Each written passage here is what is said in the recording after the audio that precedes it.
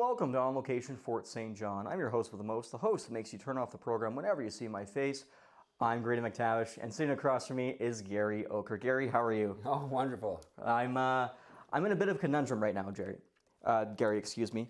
I just spun around in circles, so I'm a bit dizzy. So Gary, I'm in a bit of a conundrum right now because I'm already an artist, but I want to be a cool artist like you. To me, you're the definition of someone who makes great art, is a great artist, and looks cool while doing it. That's why I wore this hat. My girlfriend is not going to appreciate that. She hates this hat and has threatened to burn it multiple times, but also wearing a leather jacket as well. And I want to ask you questions not only about how cool you are, but your journey as an artist and basically how you go through your art and have a process, if that sounds good with you. Sounds good. Yeah? And you look pretty cool too. Thanks, man. I appreciate that. I appreciate that. Now, with you, what blows my mind is you do so many different things. You're an artist, you're a creative director, you're an instructor, you're a songkeeper. And with that, would you describe yourself personally? What would you say you are? I would say I'm a creative misfit. Yeah, I just don't fit anywhere. Yeah. And I really just follow my whatever comes to me. I'm just like a vessel, basically, and I really try to touch the spirit, or the creative, imaginary mind. Yeah. Over the years, I've been building that whole idea of indigenous traditional knowledge and what's the next part of that. Yeah. And that's I call it the cultural intelligence, ancestors intelligence, creative and imaginary intelligence. So these are the kind of levels of knowing over the years I seem to have developed, and now it's a lot more clear. It's sometimes like a painting. You have an idea, but you don't know what it is until you actually do it. Then something comes out of it. So yeah. And those pillars you were talking about, you, without knowing it, kind of started working in those pillars and with those pillars in mind, and they started to develop as you got older. Is that correct? That's correct. Yeah. Yeah. I for years I didn't know what I was doing. I was just, okay, that feels good. Okay, oh, I heard something, and follow the path, right? So I think foundationally I was always told, that means your song is ahead of you. And just with that in mind, it's like a philosophy that the future of creation and idea is in the future. And what are we going to do to bring those, whatever comes out, into reality? Absolutely. And speaking of bringing things into reality, what we have here is your future and reality and what you want to build. Could you describe what we're seeing here in terms of you have these vision boards and these plans of what you would like to do in your future as an artist? Yeah, so this part here, you'll see that's kind of the major storyboard for the BC hydrocultural project that I've been working on. Yeah. As a creative design director, I framed the idea of Ice Age to Digital, the story of the people, because our oral history in Beaver language goes back into time of the giant animal days, Uli Nachi, all that, and the dreaming tradition, all that. And then I said, okay, what does it look like? How do we put that into context, not just in ideas and words? Is it important to show that to people in a way that that can be fun and also allow them to learn? Is that important for you? I think it's very important for any artist. Personally for me, I'm a visual guy. I love to learn different things. And once I put it into context, then it's easier to identify, okay, let's do a deep dive here to find out what's there and bring that out. Yeah. And that's what this story is about. So basically, the Beaver people have been around here for thousands of years. Tsequan Heritage Society, proves that 12,500 years of occupation, and we can link our stories to those places and time. So now, then what does that look like in modern day? So the modern day is basically the cultural center that's going to host all the artifacts. Yeah. Right, right. For the Beaver people and the Dane-zaa people. Yeah, Yeah. this is all of the communities that are affected by the BC Hydro project. Right, I think there's about 13 communities involved in it, right, but I'm the leading the force behind that to make that come alive. right. And making it kind of, and everyone Yeah. to kind of connect and make sure that's done properly. Yeah, and that's a place where you can learn about the history. Where do these artifacts come from? So when I first looked into it, I asked, where are they? And we found out they were behind the Settlers Museum in the Sea Can. Oh, wow. And not properly Stored. or showcased. So we need to do better than that. So we end up at this point getting a cultural center with all the story, interactive design, exhibits, and that type of things that would be displayed. Wow, excellent. And going from the future to the past, in terms of where you grew up, you're from Doig River. What was it like growing up in Doig? What it's like? Well, I've always thought that we were never. No, we look back, we were in poverty basically. I didn't realize that because we had richness of songs, culture, and hunting, gathering, and just living on the land. So it was very, I think, interesting in that we didn't see ourselves as being poor, but we were in reality based on the scale of all the communities around us.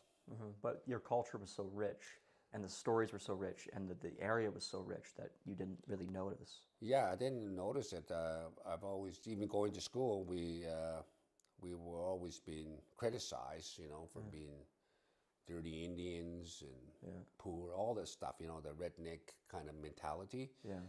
But, we just, fought back and say, hey, this is our land, this is our territory. So we really just stood up to what was happening, but we didn't really understand why. Right. Because, we're kind and considerate people. Yeah. And one of the things we have always said to younger people, even to us and neighbors, just to be kind.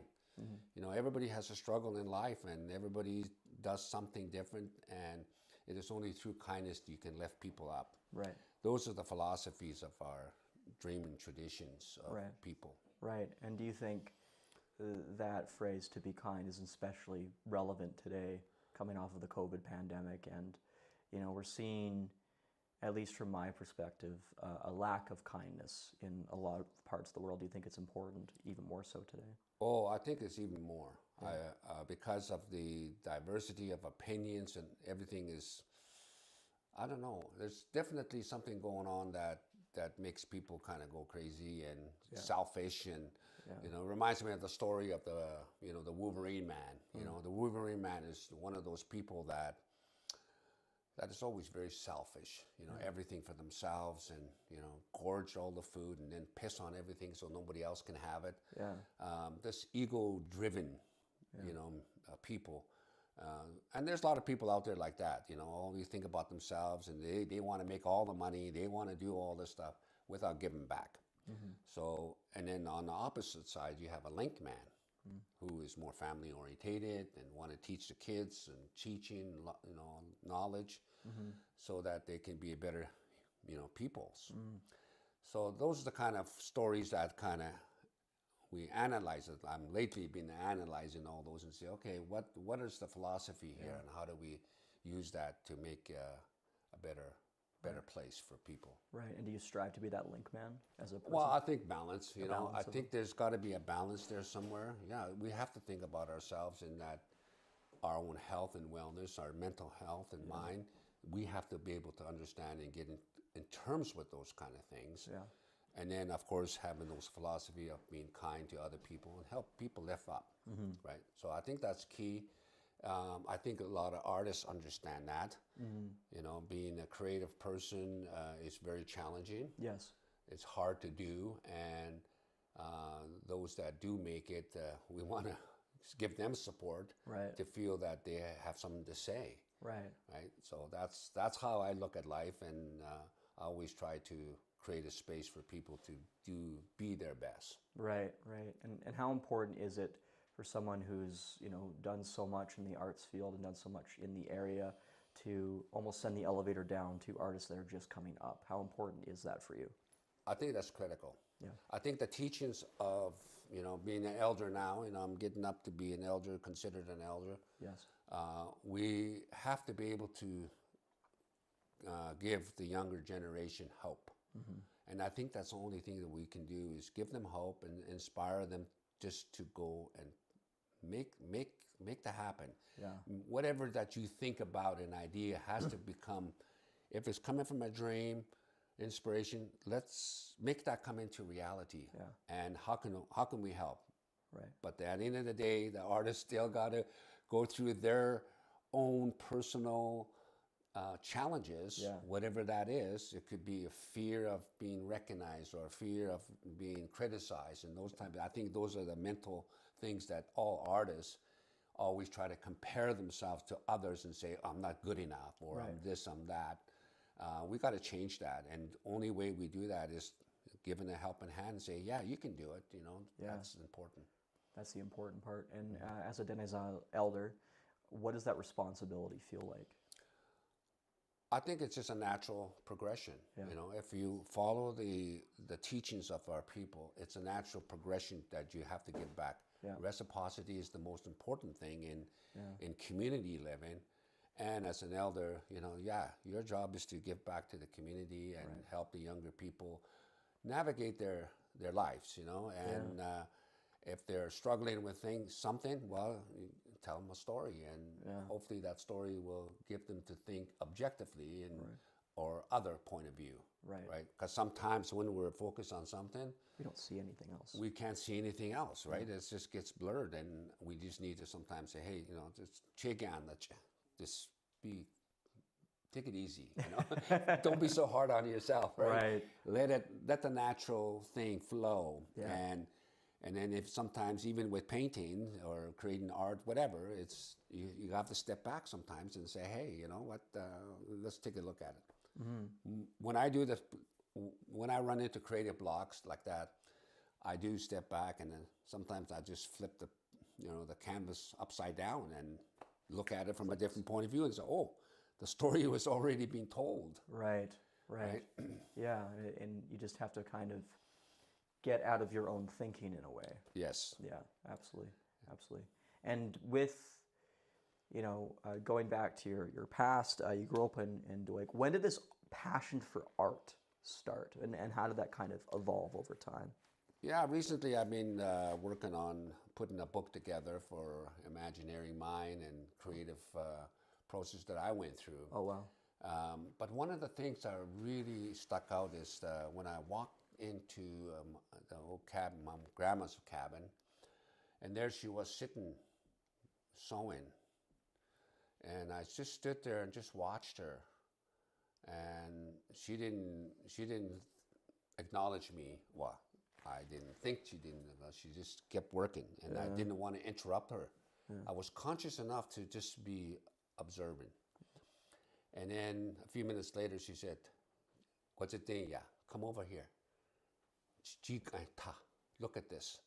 She showed me a beautiful beaded flower on a vamp of a moccasin. She said, I'm going to put it over on this side, she said. She pressed it together and then showed the indentation on the other side. And then she took a little stick and a little ink and traced it a little bit, and she said, "Anale, do it." So then I just copied that little indentation. That was my first, I would say now, my official teaching of transferring an idea from one to another. Right. So that, when I think about that, and then now I see all the beadwork and all the beautiful stuff they've done in the past, I said, that's our job, Right. as an artist, to help another person, another young person, to help them transfer an idea from Right. one to another. Right. That's the imaginary mind. Right. And using that imaginary mind, I imagine that was like a spark lit. Like, I could transfer this over. I can do this. Was that kind of the case? Absolutely. So that is the key to teaching young persons how to become an artist or a creator, is that the ability to see how they can transfer a concept, an idea into another platform. Right. Like today we are doing a platform with AI, with creating Beaver language music. And that's a whole different form. So now I got to train AI to speak Beaver, and then now it's creating some amazing, beautiful songs. Right, absolutely. And I noticed that you had, and I'll try to remember it, on your website, it's the combination of traditional cultural teachings and emerging technologies. Is that correct? Yes. And emerging technologies would be AI in your mind. That's correct, yeah. And what are your thoughts on AI and how it's can be used and in an artistic medium? I think it's really amazing. Yeah. Because you can explore so much with it so quick, and ask it to do a deep dive on this thing, do a comparison, do that. You can ask it to do a lot of things where normally it would take a lot longer to come to a conclusion. But here you can get it done in a couple minutes. Now you have more room for creativity. Right. That's what I see AI is doing for us as an artist. Even images. The kind of images that we can create, it takes a time to do a big painting. Now you can actually sketch it out real quick just by showing some ideas and prompting some ideas. Then it'll give you the image you need, and of course you can take that as an inspiration or create a storyboard, and then now you're on your way to making that come alive.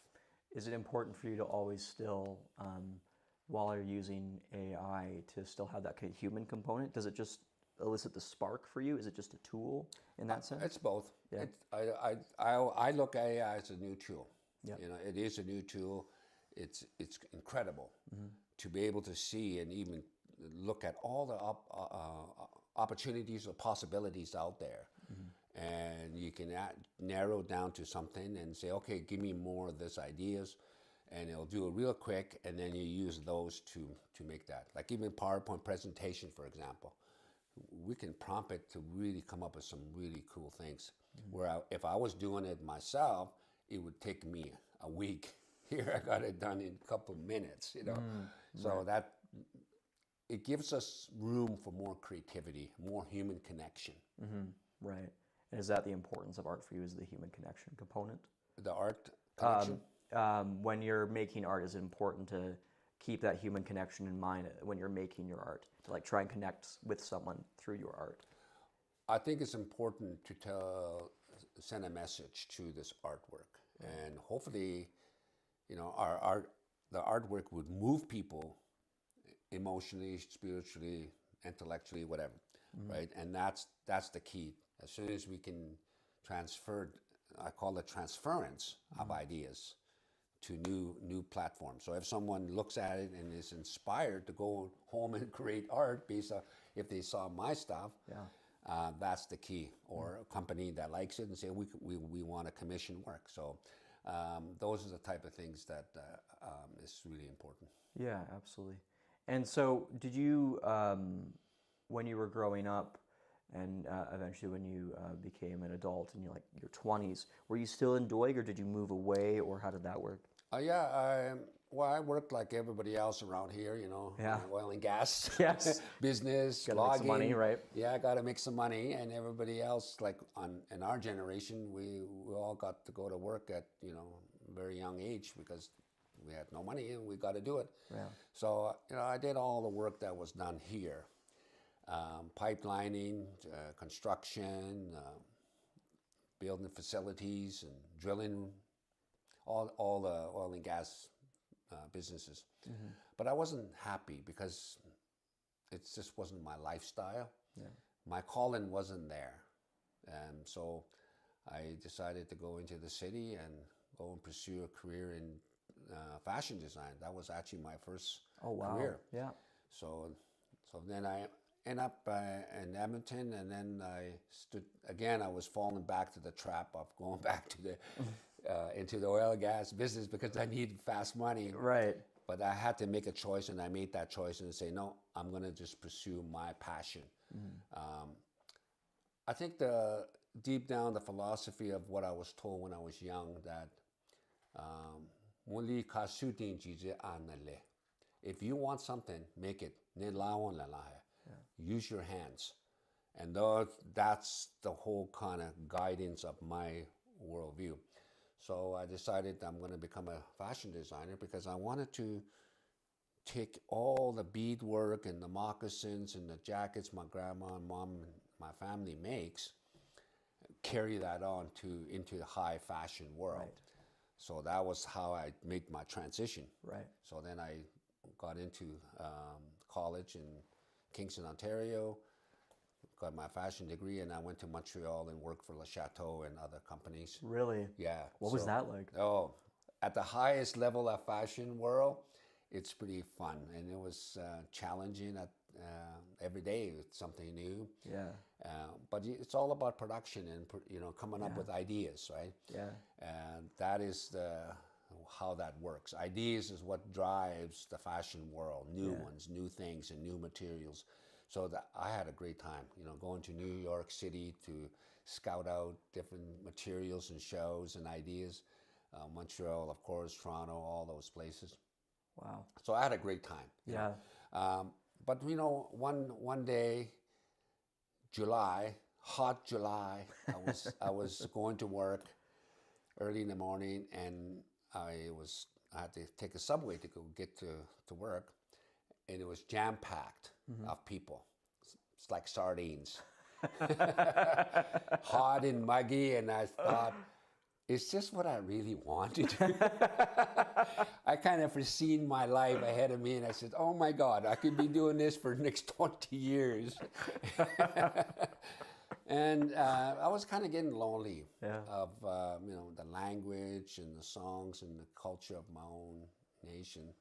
So I said, okay, I gave the company an option if they want to, first of all, give me a raise, give me more options to do other things. And they were thinking about it, and they were taking too long. So I said, okay, I made a decision, I'm going home. Yeah. So I came back. When I came back, I found a strange world to come back here. Right. So were you used to that metropolis, the city life, and then you came back and you were like kind of getting back into the country living and all this stuff. It was adjustment. Yeah, yeah. But then immediately an opportunity fell into my lap to develop a course for Indigenous students that were struggling in school. Yeah. So I said, okay, that's more up my alley, and I do like learning and teaching. So I went and developed a program in design and culture study for Native youth. Yeah. And I did that for 8 years. So that was part of my reintroduction back to community. Was that your first time teaching? Yeah. Yeah. How did you immediately fall in love with teaching, or was it like a process of like, I'm starting to really like this? I think I'm a natural teacher. Yeah. I just like sharing an idea and the process of learning something. Right. So it just became so natural to me just to share with these youth, and I think that's what they needed. They needed someone that kind of understood what they were dealing with, and then also give them some inspiration. Yeah. So it became really natural, and of course, when I start doing it, I really enjoyed it, and I said, "Hey, I like teaching. I like learning with others." Right, right, and going back to as well of your choice of traditional like oil and gas work, or pursuing the arts, you made that choice, and that choice is such a courageous one to make, especially when you feel like you have no parachute, you have no landing pad. You're like, well, I'm gonna go do this because I'm gonna follow my heart. Is that a common theme for you? Is like, I'm gonna follow my heart and my passion, and it hasn't led me astray yet?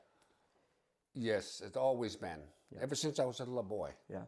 I had that ability to hear things and see things that others can't see. Some people call it a gift. Yeah. I just call it that's just the way I see the world, right? So I always had that when I was a young boy, and I met some really interesting people along the way in my journey. Yeah. And I saw my life as a journey. I'm going and climbing that mountain. I'm going to go there.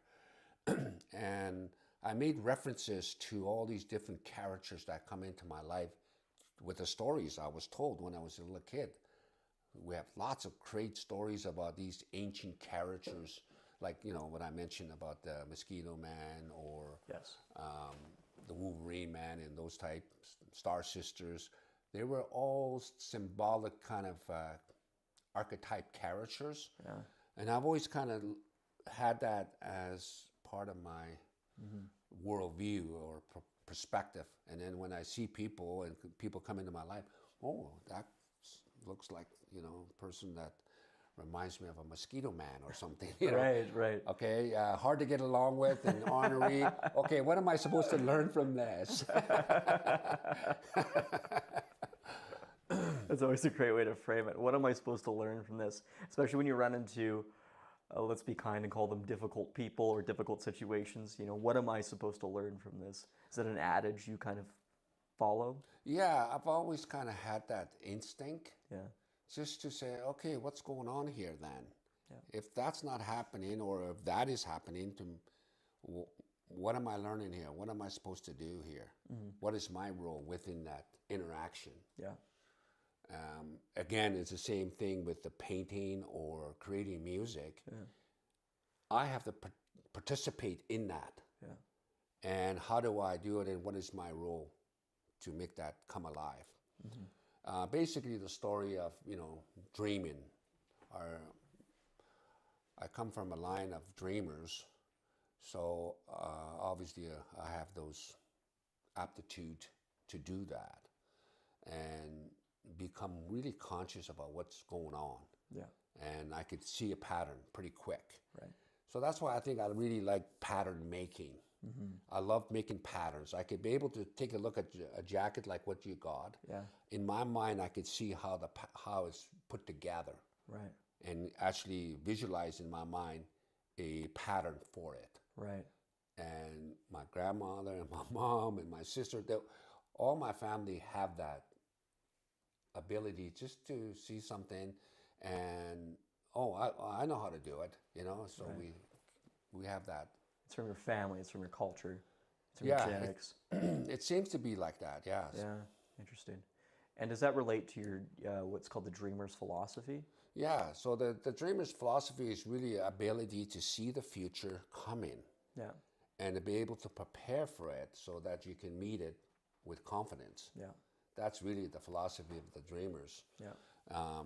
So how does that work in time? It's really just being aware and changes. So we talk a lot about seasonal rounds. Yeah. You know how seasonal rounds are, people travel all over this area, and every season there's a new change coming, and you got to prepare how you're going to meet that. Because we know that living in nature, if you're not prepared, you'll die. Yeah. Because the nature does not have any consciousness about how it's neutral, basically, of what it offers. Yeah. And it's up to the human to learn what they need to do to live comfortably with it. Right. Right. And that's the important part. And going back to your teaching, you also hold courses present day for leadership and also teaching people creativity and problem solving with that. How did you get involved in those courses for people that actually come onto your property? I should mention as well, we're in your art studio. Yes. Here in Charlie Lake. And your art studio, I would imagine, and I would describe it as the artist's dream to be an almost a place of solitude and peace and quiet where you're able to create. How important do you think it is, especially in this environment, how important is it to have that space for your art and to be able to create? I think everybody has it and need it. Yeah. Especially if you're in a creative mode, you need to have a space where you got all the things ready to actually produce. Yeah. It's like a man's cave, Yeah. Others have, technology, whatever they have, right? Or it could be a studio. My particular studio is multi-purpose, Right. so I could turn it into anything I need at a given time. I think it's important for anyone to have a space where they have things that they're connected to. Because without that connection, you can't seem to find what needs to be put into reality or recreated into something useful. Yeah, for sure. And sorry, I had interrupted myself. I constantly do that. But you hold courses in regards to leadership and creativity and leading with creativity and leadership. How did you get involved in holding those courses, and what do they exactly entail for people that come to your property here and work with you? Well, we developed a. I've always needed some help in order to pull that together, and I found this amazing lady. Her name is Jenna, and she really helped me put it into perspective, you know, and how to organize it. Yeah. So every artist needs help. Yes. Right, because you can't seem to manage everything that's coming. Yeah. But all these courses started out by consultation with companies and government, and they need to consultate with communities. So that's all started, and then education, like the college, they all want something or need something. So I was okay, what can I offer? Or people will say, hey, can you do a workshop on this topic? And that's just how it started. And now we're working on a Imaginary Mind Academy, where we're going to offer high-level leadership programs. Oh, wow. And what does that feel to, and I've photographed and videoed some of these courses, and you just kind of see when you're teaching, and you're teaching someone, it's like a spark goes off in their head, or like a thing clicks, you know, in terms of what you're teaching. How does it feel to see that in someone you're teaching, that click or that spark or that like, oh, I get it? How does that feel for you as the instructor? I enjoy that, but it's not hard. It's hard to, it's not that easy to detect, you know, because some of these things, like a story, it just doesn't pop. Sometimes doesn't. For the younger generation, it does. Right. But for the older people, they have to think about it. Okay, does it just fit? Does this work? And that's what stories are about, right? Stories are something that help you reflect on. Yeah. And then if one day in the middle of the night or in a dream will come, oh, I got it. Right. Right. So it's hard to, you know, pinpoint when that happens. Yes. Because creativity, it's a mystery of when it's going to actually come to what you need. Do you believe in the muse in creativity of somebody or something giving you that creative spark? Well, that's who I'm talking about, Jenna. Yes. She's my muse. Hey, I got all these ideas. Oh, okay, let's organize it so that I think every artist needs, because they always have this flurry of idea, and unless you're a very specific artist, it's like you need that structure and that organization, because then it's like you can deliver your art in like a very concise way. But it's almost like you have all these ideas popping off and you don't know which one to start with. At least for me, that's the case too. You find that's the case for you too? Well, you know, in the past, I was basically scatterbrained. Yeah. And I think a couple things that my awareness. I've always thought, oh, that I'm just creative, that's why.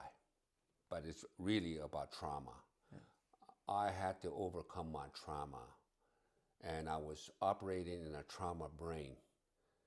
And my attention spans were very short in lots of my topics. And as soon as I lose connection, oh, I'm moving on to something else. And this went on for years. Yeah. And it's only recently, last, I would say 10 years, that I really started to settle down to, first of all, I had to understand and do some therapy work in order to understand the trauma brain that I was operating under. Right.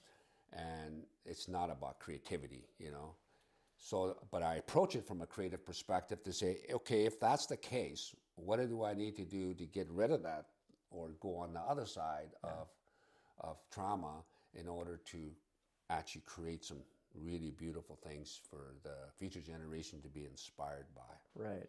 And Gary, that involved a lot of introspection.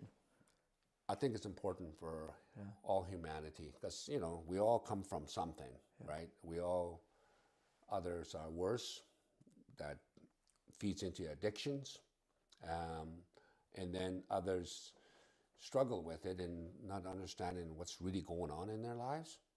So those require perspectives and say, okay, let's think about it and see what's happening there.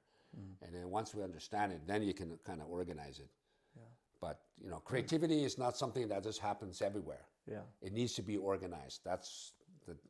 Now that I'm thinking about that, it needs to be organized in order to deliver. Right.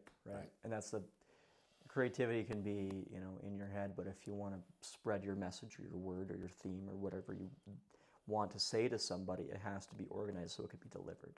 I think it's important, you know, a lot of people can't assume or take on too many things at once. Yeah. And that's the way the brain works.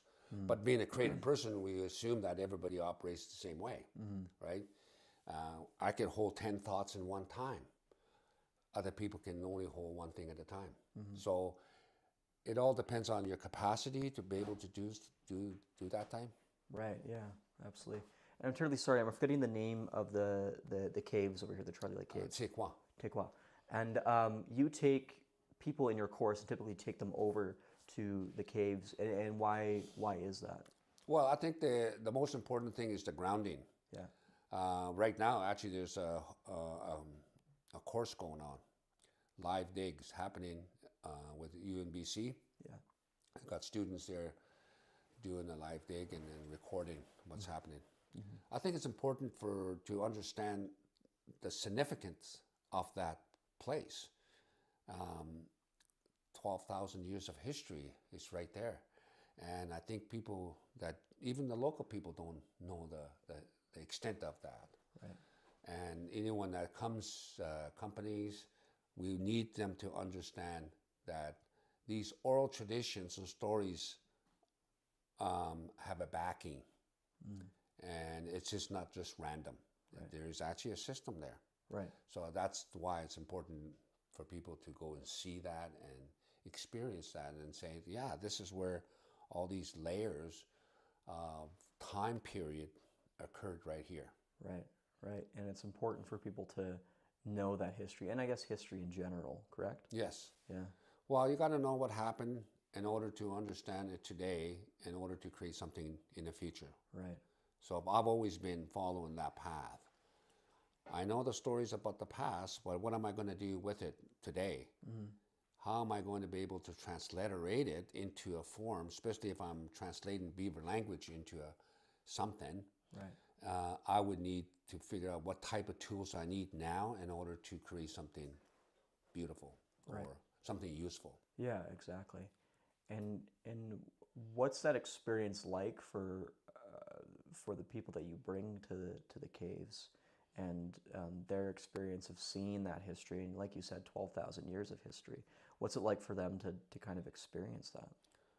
Well, I've had all kinds of comments of people that, first of all, why isn't this in the school system? Why isn't there really an in-depth to understand that there was history? And others are just just like myself, when I'm thinking, how in the world did that happen? That in my lifetime, I was told that in our language about these things, and the length of that story passed down 2 generations. That's incredible amount of time. That is important. And then when people hear about those, they can see it. They're just like mesmerized by actually what has happened. Right. So I think it's important that those type of things are presented to people. And you made the comment that some of them say, why didn't I learn about this in school? Why don't you think that was learned in school or taught? Well, I mean, if you look at the history, there's definitely erasure of the history going on.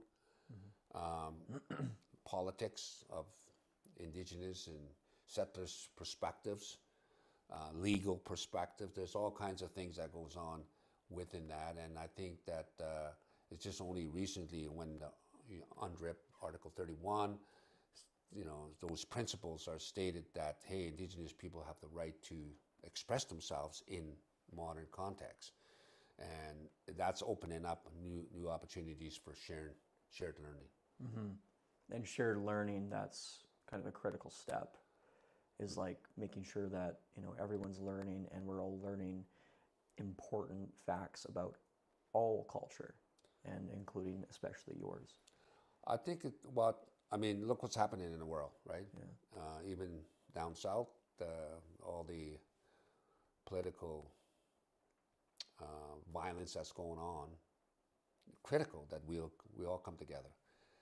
Mini minds, see, the concept of mini minds is that whenever you get together to do something, it's better to have many minds looking at things from all perspectives in order to come up with the best solution. So that is what the education and learning is about. Right. The more we do that, the more we can serve humanity, not only just for ourselves, or in our case, we're just trying to make sure that our language and stories are alive and it doesn't get lost. Right. It's basically on the verge of extinction. In my lifetime, I'm seeing our language going from 100% to less than 3%. Right. So I've seen it just evolve to basically nothing. Right. So why is that important? Well, they say that there's 7,000 languages in the world. In the next 10 to 20 years, it'll be half of gone. Wow. And it's even going to go more Right. as technology takes over, AI and all that stuff. Yeah. But we can use it. We can use the AI to revive it, just like I'm doing now with the music. Yes. Yeah. And teaching it how to speak the language so that it can actually create what we need. And it helps to try to use, like you said, emerging technologies to, in your view, emerging technologies to help mitigate that loss of culture and language, especially when it comes to your culture. Right? Yeah, that's my main goal. Right. My lifetime of expressing all these different ideas, different tools. Now we got this new tool that we can actually make things quicker and better. I'm always, in the frame of mind where it's not absolute. There's no absolute, right? There's potential, and that's where, as an artist, we want to be hanging around that potential. Yeah, right? Hanging around that potential. And I was going to ask this again about, working for these larger companies, but it's a question I've kind of rolling around in my head as an artist myself, is I heard this quote, and I wanted to know your thoughts on it, but the idea of surrounding yourself in an artistic group and never being the best in that group is important, because you're always going to be last, because you're always learning so much. Do you think that's important, to almost be surrounding yourself with the best of the best and try to get better like that? Is that kind of... I always like somebody smarter than me. Yeah. I always like having other great artists. It's just being around it. It rubs off you, Yeah. I always try to rub off, the greats, just like, we're standing on the greats of our ancestors. Yeah. And we're just here to learn as much as we can while we're here. And if we can surround ourselves with great people, we eventually will become great ourselves. Right, right. And as that also feeds into your role as a songkeeper, making sure that's never lost, and making sure that we can try to be great ourselves and keeping those songs alive. Is that a part of it? Yeah, so being a songkeeper, it's a responsibility. Yeah. Any knowledge is being consumed or being held by someone. Now it's about responsibility of maintaining it and also passing it on. And that's where I'm at in a lot of my works. Yeah, I spend a lot of time building things and spend a lot of time here in my studio and created things, but it takes a responsibility. You got to own it. You got to take control of that and whatever that you're holding. But at the same time, you have to think, how am I going to pass it on so that somebody can be able to pick up. That inspiration came from, the elders, past elders, that they said that all these important things are just laying there. What are you going to do? You going to watch it, look at it? No, go pick it up. Pick up something and own it. Take responsibility for it, right?